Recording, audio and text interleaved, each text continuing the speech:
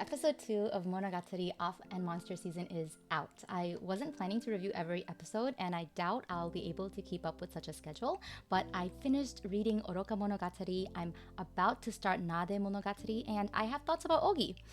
Ever since watching Hana Monogatari, it's been fascinating to me that Ougi takes on a different gender when interacting with different characters. Why does the oddity appear as a girl in front of Araragi, but as a boy in front of Kanbaru?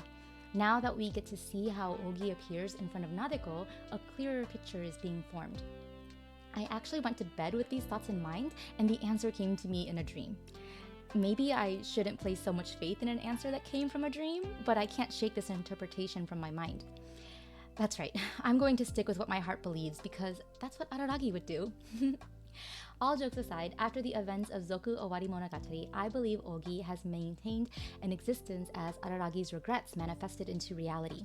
I think Ougi is interfering with the lives of the other heroines on Araragi's behalf, and that's why he takes on a male form. Even if Araragi has left for university, I doubt he would have been able to leave his concerns behind. When Ougi appears in Kanbaru Bonehead, it's after Araragi has abandoned her to clean her own room. Ougi says he's appeared because Kanbaru asked him over to help, and it could just be pretext to interfere, but there may be a layer of truth there. In the moment, Kanbaru needs guidance from her favorite senpai. She spends a lot of this part of the story simply wishing she could call Araragi to ask for his advice. When Ougi appears in Hana Monogatari, it's also to help guide Kanbaru towards a puzzle that might have gone ignored. Ougi manifests where Araragi is needed to help Kanbaru face difficulties that she might not want to. It's significant that Ougi doesn't actually resolve any of Kanbaru's issues for her. Ougi acts more like emotional support and encouragement, much like how Araragi does when he finally makes an appearance as Kanbaru's driver. It's befitting that Araragi is in a car and Ougi rides a bicycle in front of Kanbaru on the track. They both serve as a compass, pointing Kanbaru in the right direction. This makes a lot of sense, given that Kanbaru looks up to Araragi like a role model. Now, Ougi has appeared again, while Nadeko is trying to rally together her various identities and consolidate them back into one functioning team. Regarding the story in this episode, I really liked the analogy of managing her personality like how a mangaka manages a team of artists to create a more cohesive work. It's true there are currently many inconsistencies in her character's personality, but I think the work of this volume must be to address and resolve that issue. I also enjoyed how Ougi's and Nadeko's meetings this episode echoed their first one when Ougi was posing as the darkness. It emphasizes the stark contrast between this Ougi and the previous Ougi who only intercepted in order to lead Nadeko astray.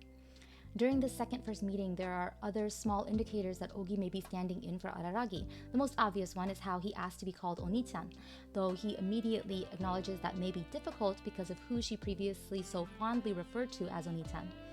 Also, I think it's no coincidence that the first one that Ougi helps her chase down is the one in a school uniform. It just seems like a very Araragi move.